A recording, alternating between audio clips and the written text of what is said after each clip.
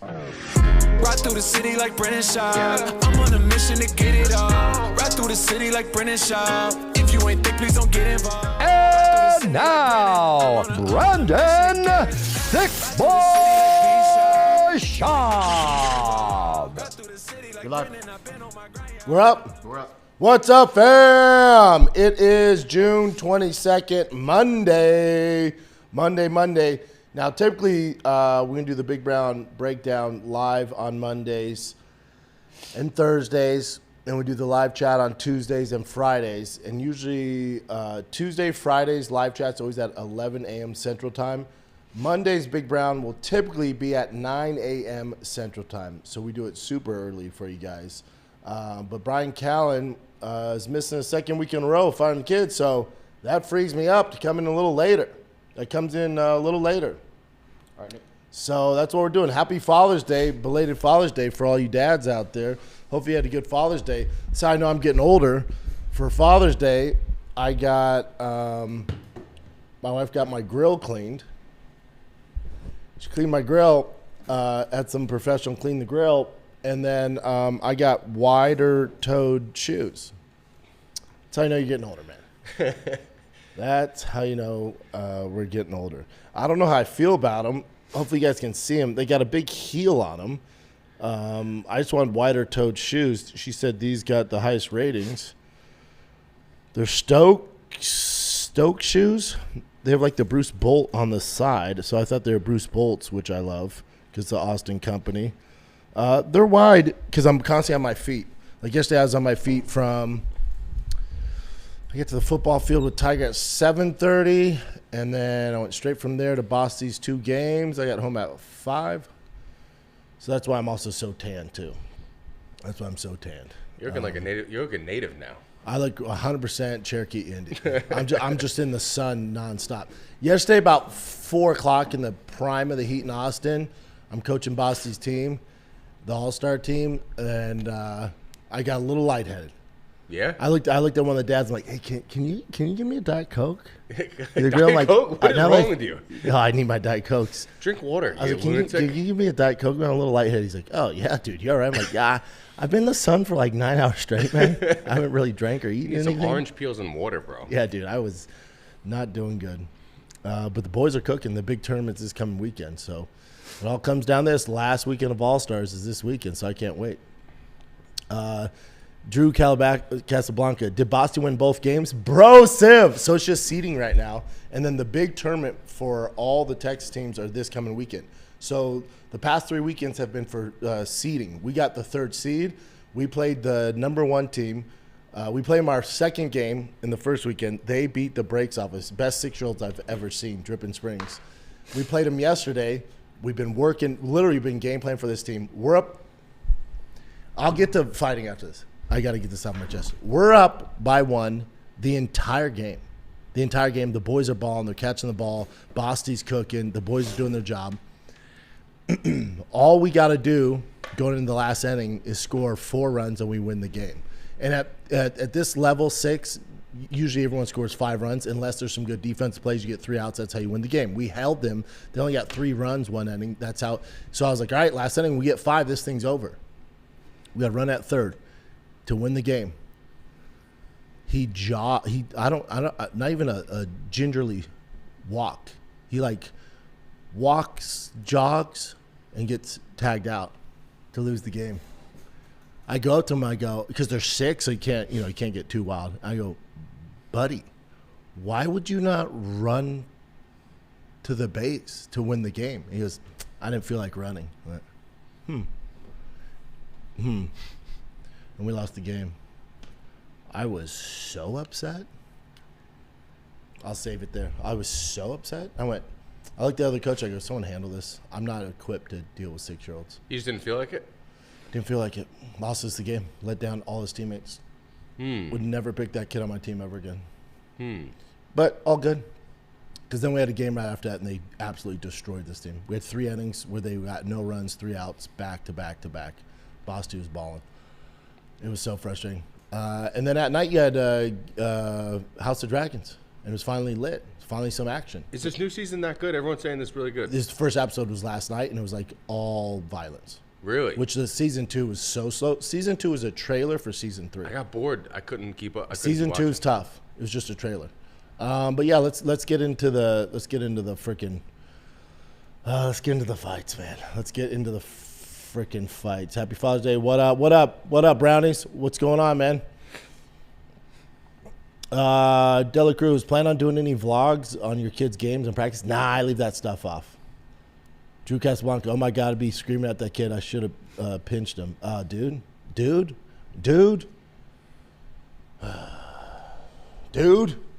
All right, let's get into the fights. The biggest thing going in the Real Housewives of the UFC right now is the great Justin Gaethje and Trevor Wittman were on JRE. We're on Rogan. It's funny for me to watch Trevor. So you gotta understand my relationship with Trevor. He was my longest reigning coach. I was his second or third fighter ever. When I met Trevor Wittman, it was called Tease KO. He got famous in the boxing because his gym with DeVale Williamson, who's Touch of Sleep, they came out of Tease KO. And so I would go there, and I couldn't afford private training, but I would go there and hit the bags and stuff, and I was selling supplements door to door at the time, living with my brother. And I met Shane Carwin, and Shane Carwin, who had a job, he worked for the city of Greeley. He was a water engineer, and so he was making good money, especially back then. And he would pay for my privates, and so that's how I met Trevor Wittman, and then he became my head coach. So it's cool to see Trevor where he's at now. It's insane to see where Justin Gaethje is at. I was there before he ever took his first pro fight. He was at University of Northern Colorado and come and train with us at TKO, and then we'd go up to Northern Colorado and wrestle with him. That's how I met Leister Bowling and those boys, and Leister became my head coach eventually. It's just cool to see. It's cool to see those boys killing it. The biggest takeaway is I think it's good for you guys to see the insight of Justin Gaethje's mind, the most violent man in the most violent sport, and why he's Justin Gaethje. He's a savage. He's an absolute savage. Just the way he talks about the biggest takeaway too, and this should be your number one key takeaway after watching that Justin Gaethje interview. My favorite part of the interview is he goes, I didn't, what I did beating Ilia Topuria, and the same thing I did with Tony Ferguson. I didn't just beat them, but I let the rest of the division know how to beat them. Like when you think about it, especially when you fought Tony, but especially with Ilia Topuria was pound for pound number 1, number 2, untouchable. Everyone thought he walked on water. He thought he was God's favorite. Justin showed the rest of the division, the rest of the world, that he's human. And what that does to a fighter, because when you're undefeated, this sport is the absolute best. You're like, oh my God, dude. But then once there's a little crack in the armor, the sharks can smell it, and the sharks are the rest of that lightweight division. And once they realize there is a path to victory, you're kind of cooked. You're kind of cooked because that fear is no longer there. They know you're beatable, and it's a scary freaking thing. The best example is Fedor. Remember Fedor when it was like, dude, this is the last emperor. This guy's untouchable, and then Verdum submits him. Then what happened to him? Then he gets submitted by Bigfoot Silva, and then slowly starts to lose, and then eventually he's losing to Matt Mitrione and Bellator. So it's like once that aura is gone, you never get it back. And I say all this because that's what makes Jon Jones such an outlier. There's no guy who fights Jon Jones that goes, he's beatable, because the closest he came to losing, I mean, the Dominic Reyes, stuff like that, but we know what's going on with that fight. But in the Gustafsson fight, which I was on that card, that's where I fought Krokop. No, I fought Matt Mitrione on that card. Yeah, I fought Matt Mitrione. I fought Krokop when he fought Shogun, won the belt at the youngest champion ever. But I fought Mitrione when he fought Gustafsson. So I was there watching it. What's scary about that, it's like, not only did he not wilter, not only did he not fade, but he beat the guy off basically no training. So that sends a different kind of message. That shows a different type of vibe, a different type of aura where you go, oh shit, not only is this guy unbeatable, but he's unbeatable and barely trained. Imagine what happens if he decided to focus and train. We're all cooked. So that makes it even more scary. We're like, yeah, that performance against Gustafsson, it was close. Oh, my God. And he was able to dig down deep and still pull it out. And then someone tells you, Greg Jackson goes, he barely trained. He, just made weight. You're like, what? And for me, I went, oh, my God, because I trained with Gustafsson in that camp. And I saw how hard he trained. Mm-hmm. It's like, oh, shit. Yeah. So for Gaethje, you go, no. What I took from him was now everybody knows he's beatable. Everybody knows he's not God's gift to the UFC. Same thing he did with Tony Ferguson, and it just takes away that aura, and then they're cooked. But it's perfectly said, because with Ilia, when the curtains open, then it's the aura is gone. When Khamzat curtains open, aura is kind of gone. Curtains open for Jon Jones, it's just a scarier Jon Jones. Yeah, you're like, shit. There's no way to beat him. No. There's no way to beat him. Did you see that picture I sent you of Ilia out and about in public? Yes. I'm wondering if that's AI or not. It looked weird. This guy said Black Ross changed his name. Black Ross, how are we supposed to know where you at? I think he says his name, though, because we missed him last episode. Then our girl came back, too. Emma. Yeah, she's back. Gemma. Black Ross is back, baby. Slow Fit 9735. Slow Fit, my dog. Black Ross 760. Oh, it's just straight Black Ross. What up, dog? Black Ross says, does Trevor train Corey as well? Corey Sandhagen? No. So Corey trained, it's weird. It's like the Colorado scene is fractured now. So there was high altitude MMA, which was Nate Marquardt's gym, where a lot of us started at with the basics, but there wasn't really pro team there. And we'd go to Trevor's just for striking, and then eventually we all morphed into just training at TKOs or Grudge. And then Easton's opened up, because we used to just go to Easton for for jiu-jitsu, but then they started their own MMA gym. So then you have Easton's, Grudge, which is Trevor, Easton's, which is Amal Easton, and Elliot Marshall, who was all part of Grudge and High Altitude at one point. And then you have High Altitude, which is Cody Donovan. Yeah, so no, Corey kind of did his own thing. He would train with those boys, but then he always did his own thing. And now he has his own gym. I forget what it's called. Something Beetle Gym, I think. Muay Thai.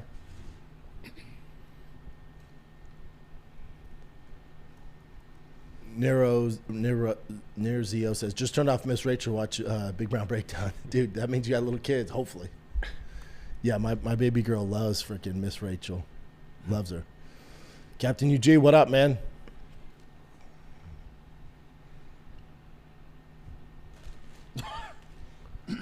Slowfist says Trevor is definitely a goat. Goat's all weird, right? It's a combination of things. Because it's like you got to have a particular fighter, and then he has to gel with the coach. It's weird. Because could Mark Henry, who trained Frankie Edgar, get Justin in the party? Probably. A perfect combination has to happen. But to give Trevor credit, you got to think about Rose, champion under him, Kamaru Usman, obviously Justin Gaethje, Shane Carwin, Nate Marquardt, his Rolodex. Obviously, those of you that are new to the game are like, oh, he has Rose and Kamaru and Justin. It's like, yeah. But before that, he had Rashad Evans, GSP, Nate Marquardt, Dwayne Ludwig. Been around a minute. You're forgetting some old heads. Mm-hmm. Yeah. Dude, can we talk about with the fights this weekend? With Cape? Cape. Dude, his gyno is crazy. Yeah. Yeah. And I don't think he's hitting late puberty recently. What's going on with that? I don't know what's going on with that. Because for people who don't know, when you take anabolics, you can grow. Basically, it's like estrogen behind your nipple, which is a side effect if you're not taking an anti-estrogen. And it pretty much creates breast tissue. And if you look at Cop's nipple. Is there's left? Yeah. Left I'm sure if you just type in Cop Gyno or Kate Gyno. Definitely some skeptical hip eyes there. His knockout power is wild, too, for that. Right for that there. size. Yeah, that's. Oh, right here. Remember, Izzy had a bit of that, too. But that picture you just showed? Yeah. So look right behind the nipple. That one, top left. Remember, Izzy had a bit of this See that too, right behind it? Nick. Izzy had a bit of this too. Izzy did too. Yeah. But again, I'm not, he had a great win. I don't want to focus on his fucking Gyno, But he had a great win. He should get the winner of Pantoja. And him versus Van's a fun fight. That's the fight I want to see. That's a fun fight. He hits like a Mack truck. Van obviously has amazing boxing. That's the fight. But you can't really do anything till we figure out Pantoja Van. When does he cut? Do we have a scheduled date? I don't know what's going on with Pantoja. I don't know what's going on. Horiguchi was lighting his ass up too. That's what was crazy. Because up until was it the third round? Was it Fourth round? Third round was the one. Up until that, he was looking good, and then then that one shot, I was like, to have power at that weight class is wild. Yeah. Wild. That's what gives me the skeptical hippo eyes. And that's his 4th knockdown in a row, I think. Yeah. Go up, Chin. Yeah. TKO, KO, TKO, TKO. Like, he's a problem, dude. Dela Cruz, no, it cannot. Mohamed Mokaev, that's a shame. Fight of the night, too. Yeah, he's a freaking problem. He's a problem, man. Caden Trujillo says, did you hear Justin say Pat Barry was a weirdo on JRE? I haven't gotten that far. What exactly did he say about I like Pat. Pat's a nice guy. He just started it off, and then it got cut off because they went to a different tangent. But I think, I think Coach Wittman was talking right after that. So I was like, damn it, we missed it. So Slowfit says, I say Trevor Wittman was the greatest because of Kamaru. Remember, Kamaru had success before Trevor. Rose and Justin's really one that he built from the ground up. But, yeah, Justin's his best claim to it because he took Justin, who was a straight wrestler, and turned him into what he is. Like that, he's been with him forever. Rose and Kamaru, you can't take all the credit for, but guys like Shane Carwin, myself, and Justin, we came up with Trevor. So he can claim us. But you can't claim Kamaru, can't claim Rashad, can't claim GSP, can't claim Dwayne Ludwig. Yeah. Yeah. Caden Trujillo, Silva, I was wondering the same thing. Pat Barry does seem weird to me. No, I'm telling you, Pat's not a weird dude. I've never had any issues with Pat, ever. The way he was saying it, though, he was like, oh, he was being weird that day. Like, he was like saying, oh, he was being weird that day, and then they just turned off. What was the day? What was something where Rose lost and Justin lost on the same card. Pat Barry has a weird thing, right? Obviously, he started dating Rose when she was younger, but it's tough when you have a boyfriend-girlfriend relationship or husband-wife relationship and you're fighting. It's gonna be weird, I don't know how they do it. I don't know how they do it.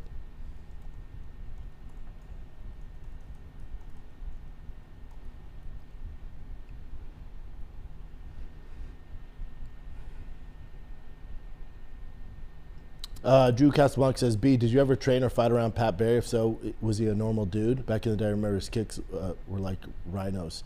Yeah, I trained with Pat. His first day I met him, he came to us because he wanted help wrestling. So he fucked around and found out. He came to wrestling the first day. And they paired me and Pat up. And I'll never forget Leister Bowling's like, let him know what's up because you could fight this guy. And I definitely let him know what's up. That was mission break Pat Barry that day. But again, that's not his thing. If we would have done just kickboxing, it'd been an issue. His striking was sick. His kicks were good. Yeah, his kicks were good. But no, he was a normal cat. Normal cat. Never had any issues with Pat. Pat's a good dude.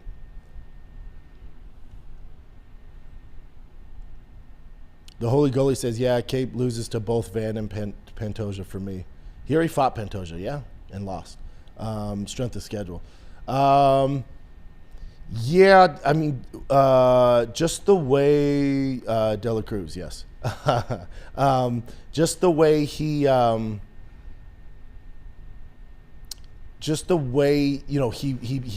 he beat Horiguchi, but it's like he was getting outclassed that fight and then landed that big shot.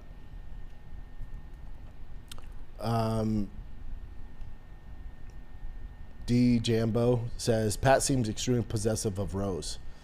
Again, I can't imagine what what it's like being husband, wife, and being professional fighters. There can only be one headshot in the household, and the other headshot can't be your coach. It's a weird dynamic, and it's not that they're weird people. Also, Rose grew up a little different, you know. So, again, definitely, it's all going to be a little weird. It's all going to be a little weird. You know, that whole situation's weird. Agree, slow fit. So there should be hopefully a resurgence of women's MMA since female wrestling is getting super popular. It's the fastest growing sport in America. Women's wrestling. Did you know that? Really? Yep. Number one growing sport's women's wrestling. Huh. Like my boy Lex McMahon, his daughter's a monster wrestler. Monster. Frank Mir's daughter too. Frank Mir's daughter's a freaking tank. Pat Barry's daughter, God, get her ass in there. Yeah. And that Navajo Sterling, who's the co-main event against Kuda Libra, you know, he's won, I think he's 5-0 or 6-0 now. He still has a ways to go. Like, I was hoping for him to be the next big thing. And he could be. But you don't watch that fight and go, oh, boy, he's ready for the top 10. It's like, let's take it slow with him because there's a lot of potential there. He's a stud. Huge, too. But a real, like, prospect is going to take Kuda Libra out there. He should have took him out. What are you laughing at? Someone's comment. Oh, Jambo says, no, Brian Callen is weird. Pat Barry. I didn't mean to laugh. He goes, no, Brian Callen's weird. Pat Barry is very weird. Oh, that got me. Yeah, I can get it, how you guys think, you know, Pat's weird when it comes to Rose and stuff like that. I get all that. Any interaction I've had with him, he's a good dude. Good dude. Just Good protective. teammate, too. But it's also tough. You're talking about Pat Barry, where your girl is in the gym around all these alpha males. Like, it's a tough go. Captain UG says, I feel super uncomfortable about Pat only because my dad did a similar thing with a younger girl. So I feel super weird about it. Hey, man. Hey, bro. We need some context there. Isn't it that big of an age difference between them two? I think the hearsay is because he met her when she was like 16 or 15, and he was like 30. I think. Okay. That is a pretty big age difference.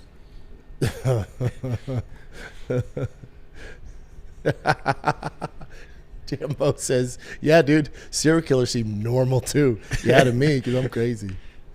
13-year difference. Okay. And that Sean Strickland is the one that brought up that whole thing, like, you know, he was grooming her. It's all like hearsay, but yeah, I don't know anything. Gemma says, I didn't know anything about Pat. Yeah, if you've been around the game. Yeah, Reverse Frankenstein. What up, brownies? Dice Game says, did you watch Lima versus Boras? Boras came in overweight and milked the entire 5 minutes of the nut shot, then came back to win. That was weird, right? And he was a big underdog on the card. Lima's a savage, too. One of my favorite fighters to watch.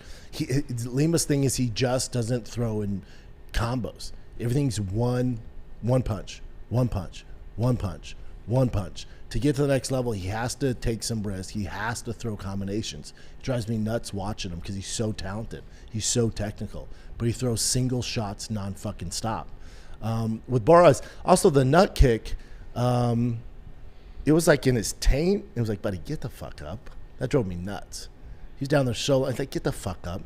And like, he's not going to continue. I'm like, dude, get the fuck up. Is that not throwing combos thing? Is that just like a nerves thing usually? Doesn't want to get hit. Boom. Boom. So it's a fear of getting hit. Yeah, he doesn't want to exchange with guys. So I wonder if I thought that was like maybe like heebie-jeebies before going to a No, match. he doesn't want it. He doesn't want the counter. He doesn't want to sit down on his punches. But you're not going to get far fighting like that. D Jambo says 13-year difference, but they started when she was a teen. Yeah, I know. And Ortega, yo, big dogs. Narazo says, can you convince Justin to take the truck from Arman? He said he doesn't want to drive around a truck bought from someone else. He doesn't want to drive around and somebody's another man bought him. I kind of understand it. He's also sponsored by, he's a Ram endorser.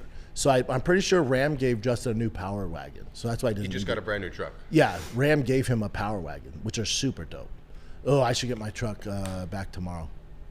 It's been such a beast. I have a question for you. How do you feel about like kind of the disrespect that Justin's getting from all these lighter weight guys now that he's the champion? Like, That's how it goes. That's how it goes. But they also smell blood in the water. because like they asked Volk, like, how do you feel about bumping up? He goes, I'm kind of ready for it. Yeah, because remember Volk's even smaller they're than going Topuria. based off Justin too. They're saying, all right, he gave a once in a lifetime performance against Ilia, but that ain't gonna be every night. So they, and I get it as a fighter too. They're going, that's to get the title shot. That's actually easy. Don't get me wrong, Justin's a savage, but as far as getting a belt at lightweight, this would be the time. So that's why everyone's like, sign me up. Oh, sign me up, sign me up. So they're just circling. Yeah, because it's not even that there's a chink in Justin's armor. They've seen him lose before. Like, well, he can lose.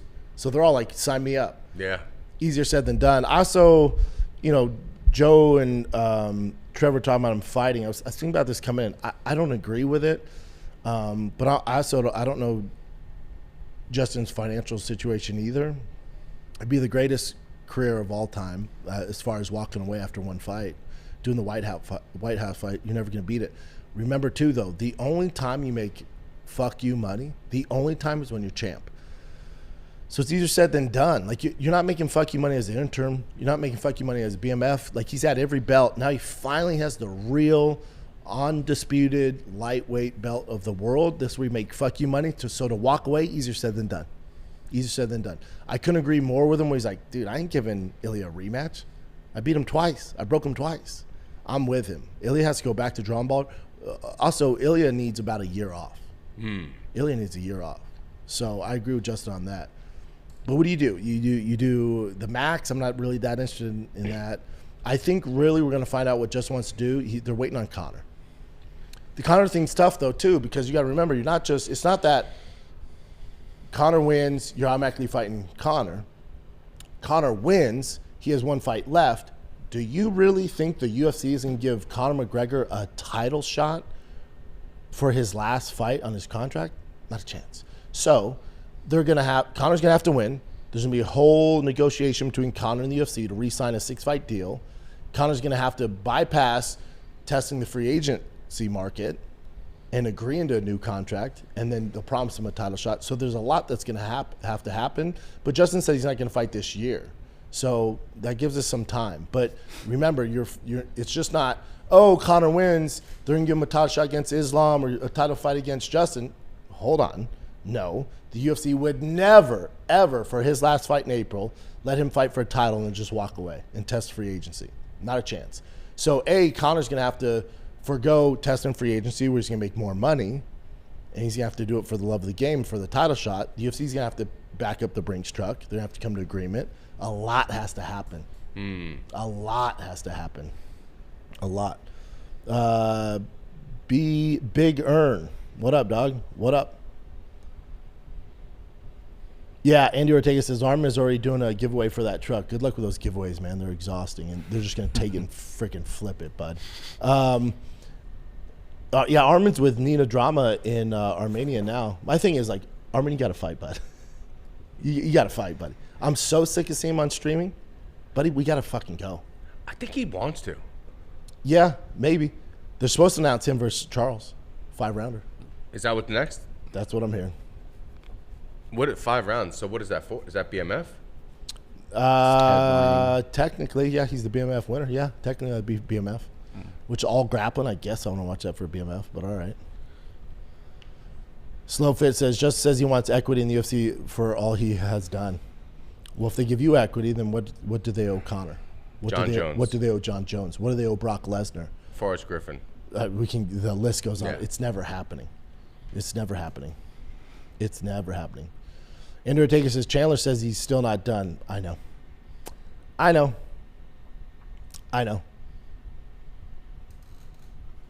Oh, there you go. Slow fit. You hit on and this is what I said. So it says, Dana said, let's get through this fight. When they asked him about Conor saying his next fight isn't for 2027. Yeah. They're waiting to see what they got in Conor at International Fight Week, and then they'll take it from there. There's so much riding on that fight. If he looks good, then you get Conor for a good amount more fights, maybe 2 to 3 more fights. He'll fight for the title. He'll be around the UFC. If he looks terrible, who knows? They might just let him go so they don't have to pay him, and he tests free agent way earlier than next year. Or give him Chandler just to get as much cash out of him as you could possibly get. Depends how he looks. If he looks awful, they're not going to give him Chandler. They're not Even going Chandler? No, they're just going to be like, beat it, nerd. No offense to Chandler, but Michael Beal, what's up, big dog?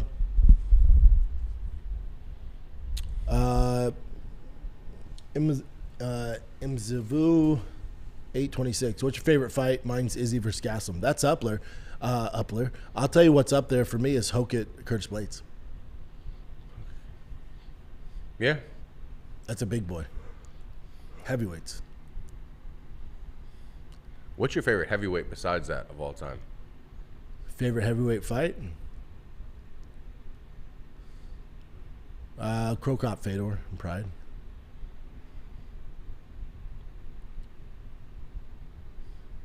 Keaton Trujillo says, I don't want to be a Debbie Downer, but I don't see a world where the Conor Max fight is even relatively close, unfortunately. I don't know. In this day and age, you know, who knows? Who knows? You might be right, but who knows?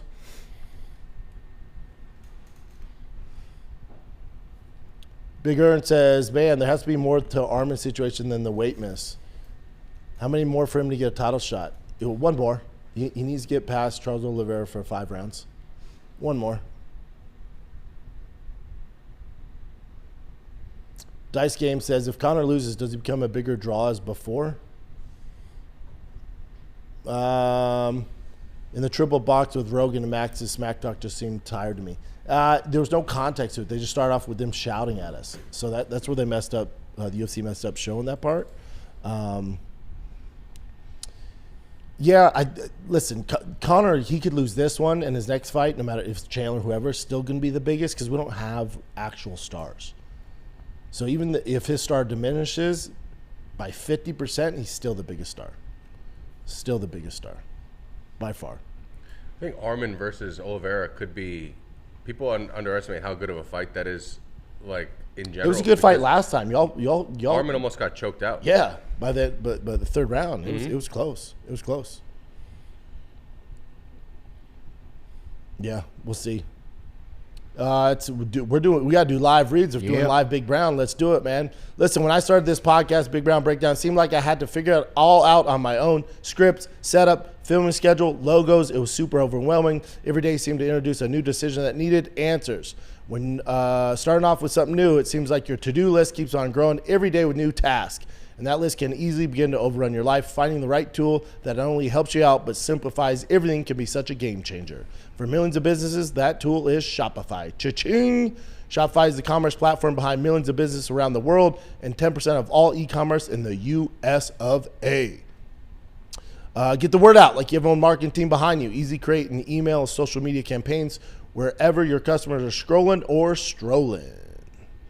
They have 24/7 customer service. Shopify is your one-stop shop for everything you need to get done. Start your business today with the industry's best business partner, Shopify, and start hearing cha-ching. Sign up for your $1 per month trial today at shopify.com/Schaub, all lowercase, S-C-H-A-U-B.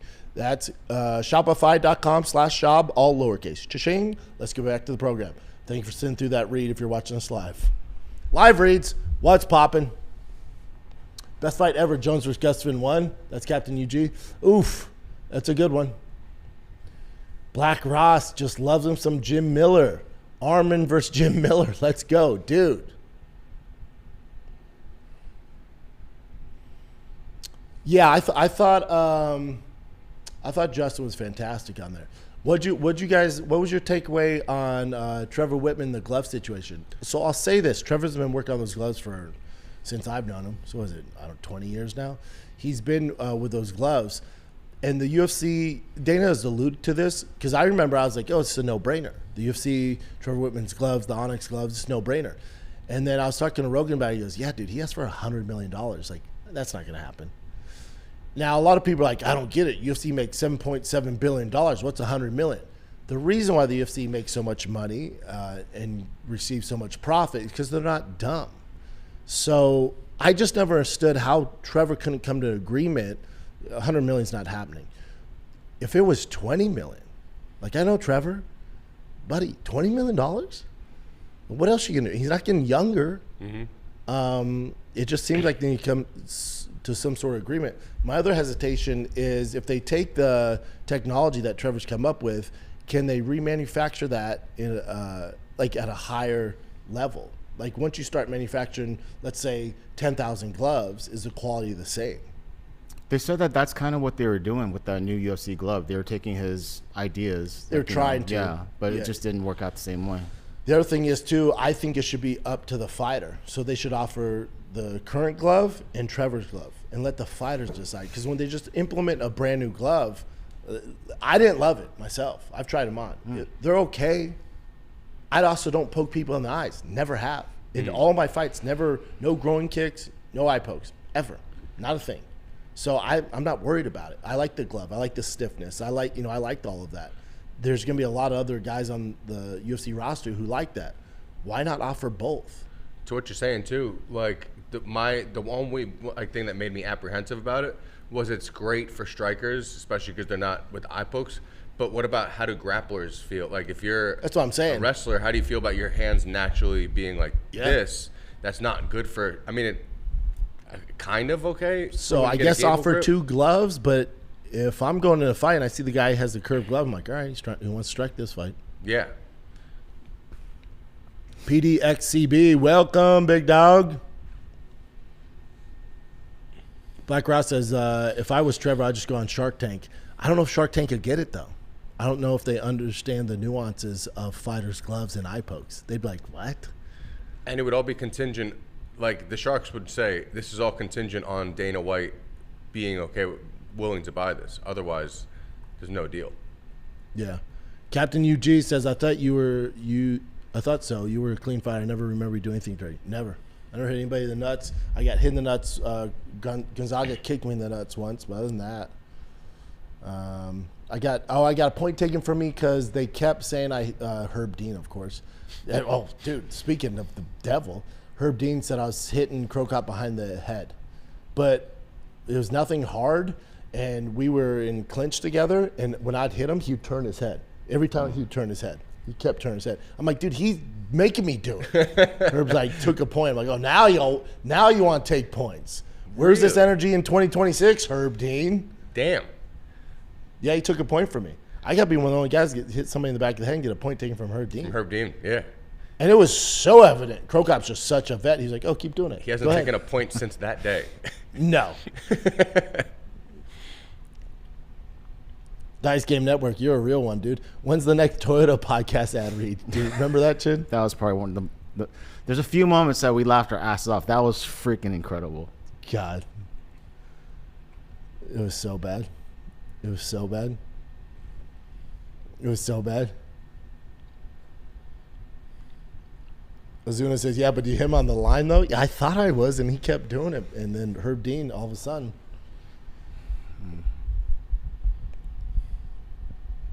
Yeah, the whole thing with Trevor. What's up, James Scalacito, 5226? Welcome, bud. Yeah, it's weird. It's weird. Oh, yeah, Dana announced that. I mean, the headline's going to say the proposed mega fight between Elon Musk and Mark Zuckerberg, mega fight, Jesus Christ, at the Rome Coliseum fell apart due to a staggering 150 million fee demand by the historic venue. My thing here is nobody wants to see Elon Musk and Zuckerberg fight. I don't. I know there's some of you probably do. Keep that shit in the other lane. Like MVP should do that, or some Aiden Ross. Like do that fight on that bullshit. Not bullshit, but you know what I'm saying? Like keep it in that lane. Don't bring that over to the professional league. UFC isn't the circus. But yeah, Elon and Mark Zuckerberg, 150 million. Like, hey Elon, you have $1 trillion? They could cover it, no problem. Dude, but hey, Bub. Just for the historic nature of this, could you give us 150 million so we can put a fight on at the Coliseum? Like, you know how dope that would be? Don't you want to see that, Elon? I feel like those seats wouldn't be very comfortable. Can't be good. It would just be cool optics. It'd be insane. You saw this part too, right? Where Dana was, when he was speaking about it, he's like, yeah, I was doing it in my backyard, going over like in his backyard. Jesus, holding daily calls with both billionaires and Italian government. I'm not on board for them fighting the UFC. I'm on board the UFC having a fight at the Coliseum, though. 150, what is that? Yeah, just to make it happen, not even the payments or anything else. It's going to go to, like, some... Rebuilding, yeah, renovating. Ozuna says, do you find it weird the UFC hosts the Deep Waters podcast with two of the biggest McGregor haters? Maybe some people that will actually promote your products. That also promotes it too, them hating on it.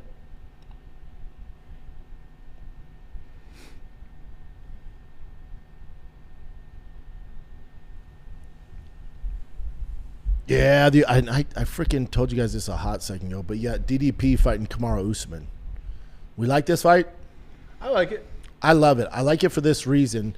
For DDP, after that Hamzat fight, it's a tough place for him to go. And for Kamaru Usman, like, remember he was demanding a title shot against Islam, and the UFC's like, there's too many contenders, it's not happening. Your best shot, again, if all you want is belts, you got to go to middleweight. And remember, he looked pretty damn good against Hamzat middleweight. Pretty damn good on short notice. You can't do MMA math, but remember what Kamaru Usman did to your boy, Buckley. He beat the brakes off Buckley, dude. Bam. Beat the shit out of him. So, yeah, I think he's like a 3-1 underdog. I'm like, buddy, I don't know. Now, DDP is a massive human being, and I enjoy watching him fight. But his grappling in that Hamzat fight looked atrocious. It was just boo-boo. and it's not even the wrestling you get taken down by Hamzat. Kamaru did really well, but I'm just saying, as far as jiu-jitsu goes, his hand placement, his hip control, his shrimping, like, it just looked really bad in that fight. Really bad. That's not a easy fight for DDP. No. His size and strength is going to be his thing, but Kamaru's a bad mamma jamma. But I also think for Kamaru, think about it. Let's say Kamaru beats DDP in this wild underdog world we're living in right now. Let's say Kamaru beats DDP. He already has a win over Strickland. So there's already a backstory. So if you beat DDP, who's ranked number 2, they're going to freaking catapult Usman to a title shot. Usman's already beat Strickland as well. That's what I'm saying. Yeah. That's what I just said. Yeah, he beat I thought you meant Strickland. DDP. He beat Strickland. So you got a narrative there. They fought at 170 years ago. Kamaru Usman's a legend. Definitely the number 2 welterweight of all time. Like, I can see it happening. And they're going to do Imavov versus Strickland. Is that the official? Yeah. Pretty sure. So then for DDP, Usman, I would assume gets the next shot at it, especially if it's Usman. So I like the fight for a variety of reasons. And I don't think Kamaru's that big of a dog in this. He's so game, dude. I think that's one of the harder fights for DDP in the division. It's not an easy one. It's a big name. Yeah, slow fit. Depends what Kamaru we get correct. Captain G, DDP's the man. I like him too.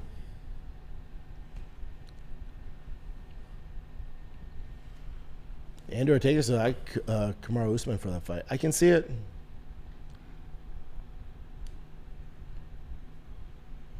Slow fit. Who doesn't beat the brakes off Buckley these days? He looked good for a second there, man. Andrew Ortega's, how bad was Hamzat, though? He couldn't do much for 5 rounds. Yeah, Hamzat he don't have that killer instinct down there, that finishing ability.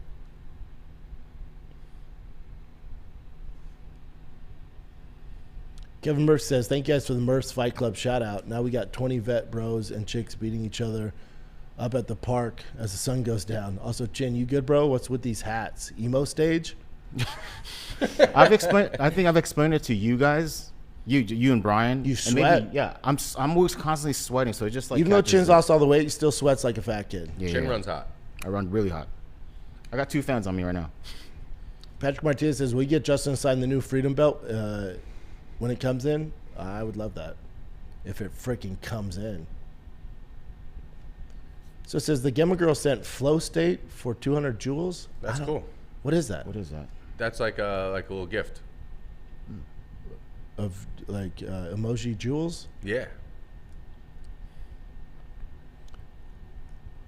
Ad Smitty says, Justin says he won't fight anyone this year, but if Conor wins, I bet he takes the fight at the end of the year. Correct. They're just waiting for that. North Pole Racing. Would you have taken the truck gift from Arman? Ooh, not if I'm Justin. Like I'm a brand ambassador for Ram, you know, and Justin has the money where you don't really need it, so probably not. If I'm an ambassador of Ram, like Justin is, hey dog, give me that new TRX that hasn't come out yet with 777 horsepower. Give me that new Power Wagon. Give me the new 6.7 Cummins. What's up, dude? Just looked it up. It's a gift on the chat. Jewels are a gift. Jewels of gifts. All right. Thank Black you guys. Ross says, Brandon, you have those bomber jackets, the T-Fat K ones? I think so.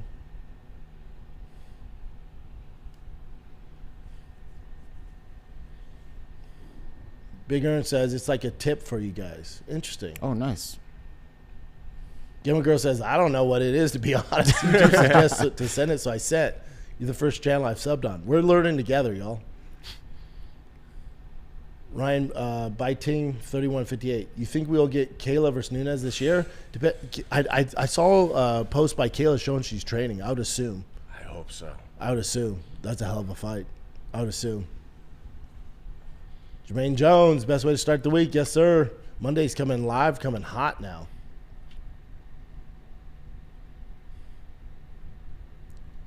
Number one dad. Capone sent number one dad for 350 jewels. Black Ross chat, so much fun. Thanks, brother. Andrew Ortega sent 5 Thick Boy gift memberships. God dang, bud. Thank you, sir. That's super cool, man. Oh, this is interesting. Kyle from the Nelk Boys was drinking with Ilia Topuria the night before the fight.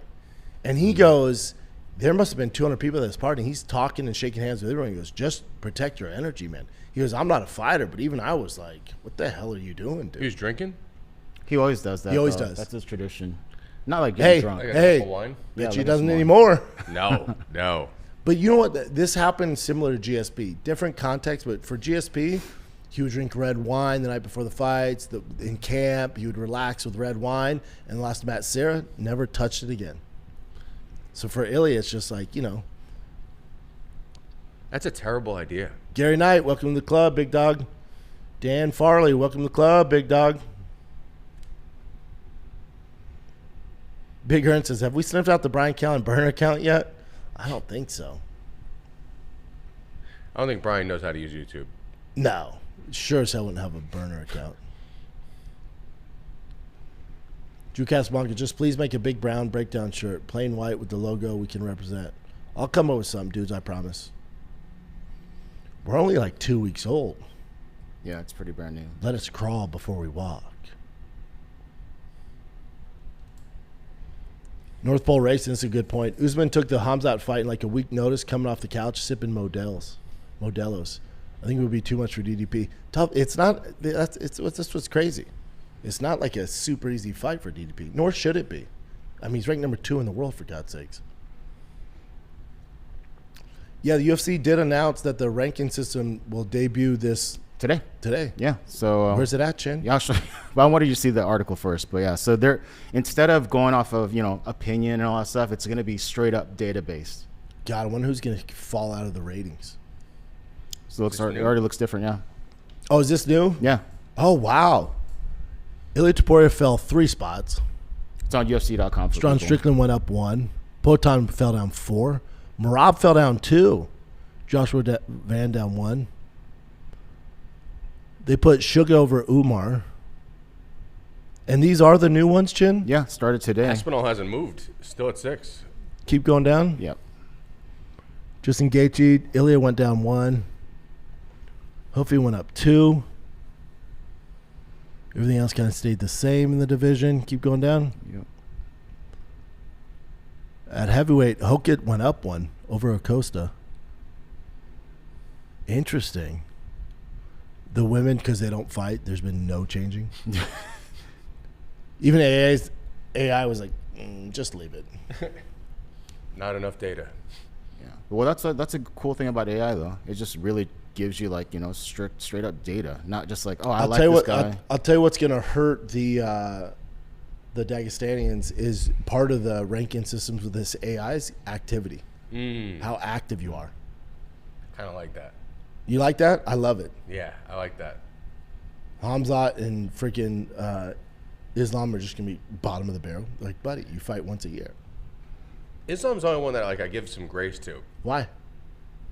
He really is. Everyone he's gone against, he's just absolutely fucking mauled. Yeah. I think the Ian Gary fight's closer than you think. Cody Poiso. What up, fam? Long-time fam. What up, man? Captain UG sent 5 Thick Boy memberships. Good Lord, dudes. Thanks, bro. I do wonder, though, with Islam, if he actually was a little more active, would we see more of these challenging fights that we want to see, like the Prates and the Morales? But those guys, they got to figure it out, too. Mm-hmm. You know? Like, they got to fight. They got to fight.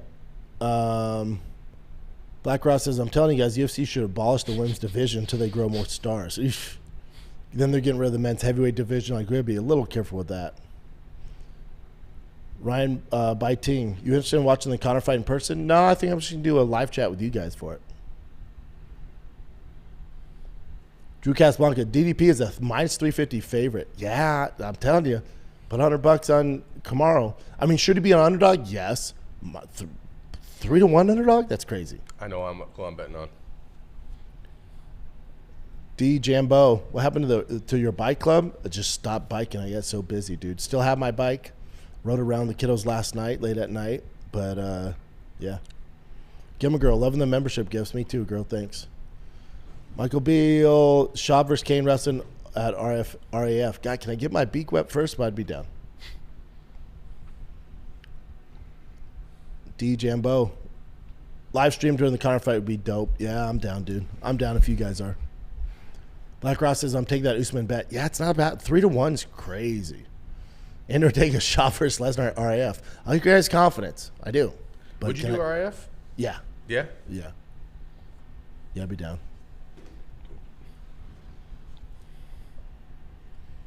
Yeah, I agree, Abe. He goes, I think it's been too much of a big deal was made of Usman's knees. He's been fighting with those knees for a while now. Yeah, he's been fighting with those since I've known him. Patrick Martinez says, one and only reason getting vaccinated was to watch you do stand-up in Denver. I don't know if that's worth the side effects, my man. Hopefully your heart's all right. It's the best club in the country, though. You did Comedy Works? Yeah. The best. My hometown, too.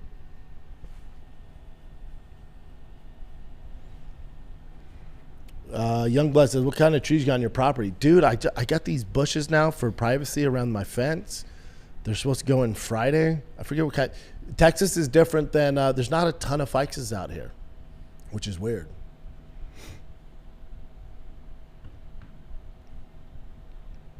Everyone's taking Usman. Yeah, we'll see. I mean, he should be an underdog, but 3-1's crazy. You also don't want to disrespect DDP. You got anything else on current events, Jen? I thought this was interesting. Dana White's saying that a third of the Paramount Plus subscribers were watching the White House, and which Paramount has 79.6 million subscribers on their platform. Yeah, that's the thing, too. Everyone's like, oh, what happened to the Super Bowl numbers, Super Bowl numbies? Because I posted that thing that they did Super Bowl numbies. Mm-hmm. I'm telling you, the source that I have, and it's supposed to come out, of the total global viewership is big boy numbers. They destroyed Netflix MVP, which, must I remind you, is worldwide number. So their worldwide number out of the whatever is 283 million subscribers on Netflix is only 17 million. Good, but UFC beat the brakes off them. Don't forget this, too. We learned on the pod that people internationally don't watch it through Paramount. They watch the TNT, they watch it through pay-per-view. Yeah. Yeah. And that's what Dana said. He goes, numbers will come out, just wait. Everyone's like, oh, what happened? Way off. You're just a shield for the UFC. It's like, no, the numbers were low. I'd be saying the same shit. Mm-hmm. I'll let you know. Listen, this live show, The Big Brown Breakdown, is brought to you by Progressive Insurance. Do you ever think about switching insurance companies, y'all? Black Ross, ever think about switching insurance companies? Gamma, ever think about switching insurance companies? Because you could save some cash. Progressive makes it easy. Just drop in some details about yourself. See if you're eligible to save money when you bundle your home and auto policies. The process only takes minutes. It could mean hundreds more in your pocket. Visit Progressive.com after this episode to see if you could save. Progressive Casualty Insurance Company affiliates. Potential savings will vary, not available in all states. Progressive. You guys get to see me do the ads live. I'll tell you what, your boy couldn't read about 10 years ago. but I have to do so many ad reads. It really focuses your detail on reading. People have no idea how hard ad reads are. They think it's so simple when you do it, but try it. Go try it at home. It's freaking a especially when you're trying to move fast. Him and Nick were trying to do it. It's like constantly stumbling. Someone said me versus Muggsy on RF. If the money was right, I would do it. Yeah, that'd be fun. Someone said me versus you on RF. They want to see me die. Weight classes for a reason. Gilman Girls said, honestly, the live ad reads are super impressive. Yeah, man, your boy. Not that I struggled with reading. I struggled with the reads because you have to do it a certain way, and like progresses verbatim. Mm-hmm. You know, they'll be cool. I shouted some of you guys out, but it's pretty. If you mess up on me, you'll get notes back and you have to keep redoing them. SB Youngblood says, CT, what? Yeah, I still got a splash of it, my man. It shows up. Michael Bill, yeah, the guy who got the COVID shot, can you imagine? Catch a Schaub stand up, die suddenly. You would kill Bradley Martin at RF. Mollywop him. Yeah. It would be bad. No, yeah. And I like Bradley, but love Bradley. Come on. No. It would look cool, though, to see it. God, Cody says, who's the most overrated UFC fighter? Overrated. Ilia? No, I'm just kidding. I don't know, bud. I don't know. And, you know, anyone who's reached the top 5, top 10, you can't really call overrated. Some guys get fast tracked, and it's not their fault.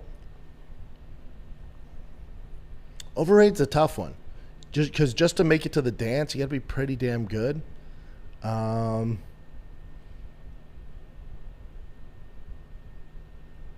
Man, overrated. I'm going to throw both these guys in there because obviously I'm a huge Bo Nickel fan. I'm a huge Hamzat fan. I'd say both of them were a little overrated. Hamzat was overrated during the whole COVID era when he's fighting every 3 freaking days, mollywopping these dudes. And then Bo Nickel coming in was like, I'll fight for the title right now. that's fair, Bo. Yeah. What about Kevin Holland? They're both going to be monsters, but it's just at that time they're overhyped. Yeah. It happens. It could also happen with Stevenson, Gable Steveson, and they just knocked him off the main card. He's a prelim fight now. Are you serious? Mm-hmm. Oh, wow. Pretty sure. Could have been dreaming about that, but I'm pretty sure that's okay. I'll look it up after. I didn't see that. Yeah, look that up, Jen. Sage Northcutt pushed too fast too soon. Oh, when he got his face listen, shattered? Sage super talented.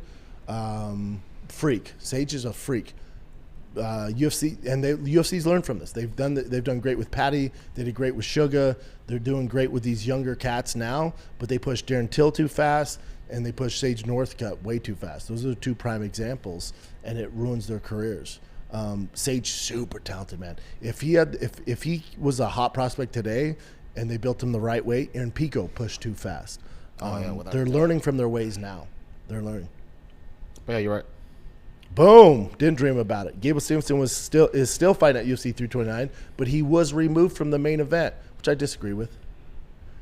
It is a little weird for your first fight to be on the main card, because I also think the UFC. But look who replaced them: King Green versus Terrence McKinney. Terrence McKinney's must-see TV. He's top 5 my favorites to watch.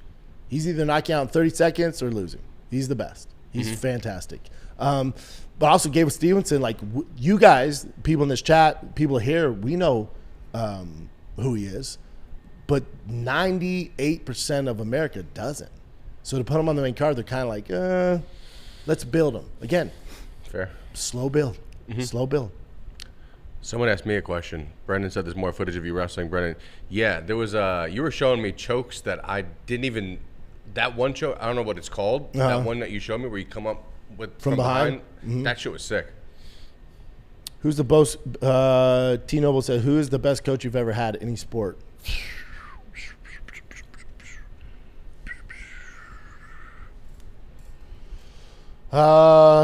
Either Leister Bowling, my wrestling coach, or Lauren Landau, my strength and conditioning coach.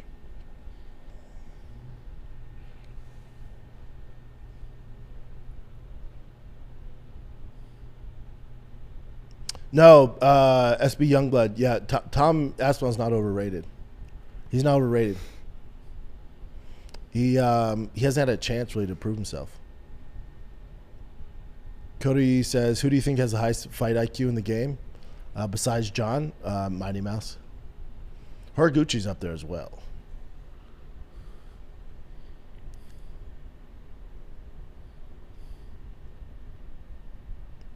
Gary Knight says, finally broke down and subscribed. The only issue is you do this during work hours. I have to stop working, participate in the chat. Sorry, brother. Yes, but this is me working, dude. Like, I can't do it during your off hours. This is my work. I'm clocking in for work. Now, work's all relative, right? I'm not doing hard work like you guys, but this is my work.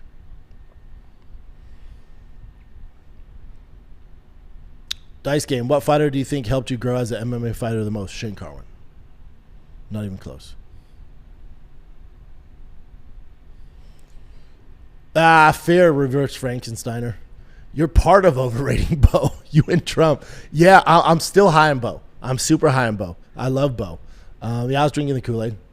Oh, Black Ross, Dominic Cruz, highest IQ in my opinion. Yep, Dominic Cruz is up there. If you want to go retired guys, I mean Dominic Cruz, TJ Dillashaw, Mighty Mouse. Yeah, Fedor was huge. Frank Mir, the way he breaks down fights is crazy. Frank Mir's good. Yeah, there's a bunch of high IQ guys. Dwayne Ludwig, the way he can see striking, he's a freak. Can we cover this? This is Daniel Cormier going on his own show talking about Hokit and the Obama thing, Michelle Obama thing. But it's just Hokit's response that I really want to show you. So I'll just play it. This is just audio, so hopefully we're good.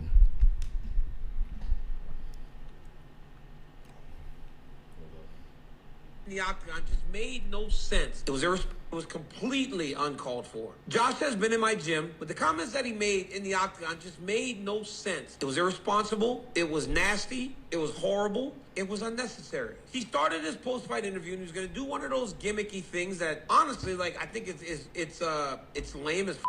He goes and says the thing about Michelle Obama. Michelle Obama is a man who is as classy a person as you will ever meet, who has only represented herself, her family, in this country with grace, an unnecessary shot on her in a setting that didn't need any of that type of stuff. So many people right now in our country are trying to divide. That's the type of statement that divides. We as a country should be trying to come together. I absolutely hated that. He needs to do better. Dana was up and down with his reactions, where at times it looked like he thought it was funny. At times he looked like he wanted to tell him to just shut the f up. It's gross. Get it together, dude. You do stuff like that, it really is hard to support you. It was completely uncalled for. Josh has been in my gym with the. Anyways, yeah, that's what he's saying. So he thought it was lame as F, and Josh obviously heard it. Wait, hold on. Reverse Frankensteiner says it was lame when Hokit did it. It was lame when Schaub did it. I never did it. When did you do it? Yeah. I don't think I did it. Maybe I made a joke on firing the kid. Firing the kid?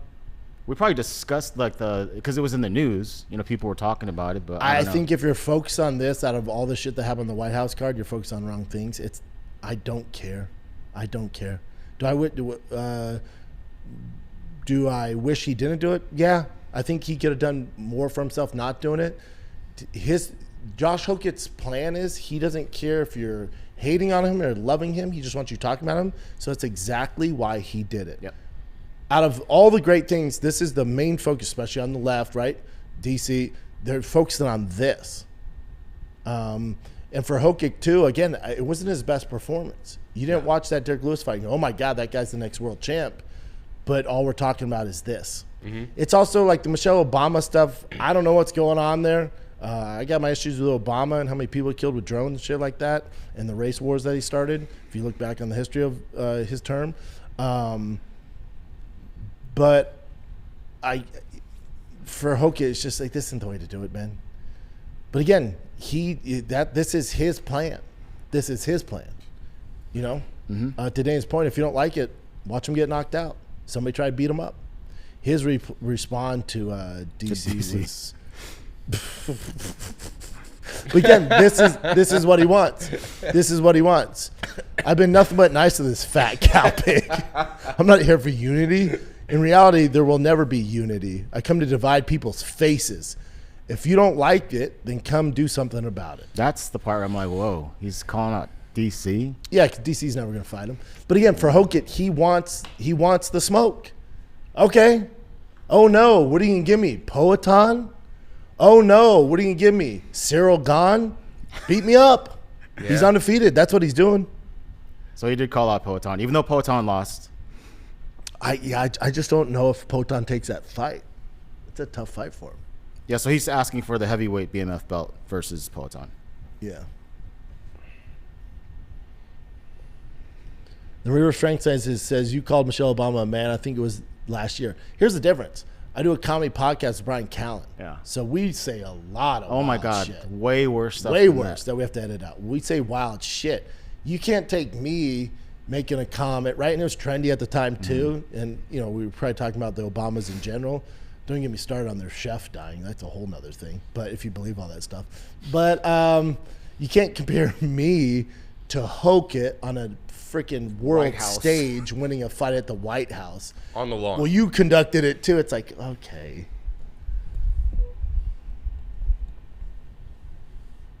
Yeah, I don't know.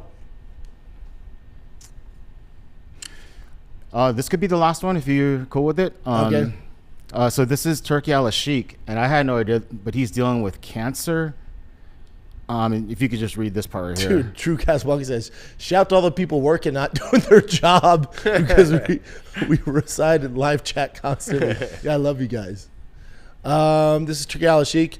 I'll do my best to do a meeting soon between my brothers Dana, Nick Khan, Frank Warren, Eddie Hearn, and my partners and friends DAZN to make peace and revolution for boxing. I hope I succeed and boxing fans see the white smoke rise from the chimney. I want to do it before losing my memory. I'm afraid 2028 or 2029 I'll forget my name. Yeah, apparently he has some sort of tumor on his brain. Yep. Well, I'm like, it reminded me of like you have some benign thing in your Yep, a thing, benign right? tumor on the back of my brain. Do you often get it checked up or not? Never.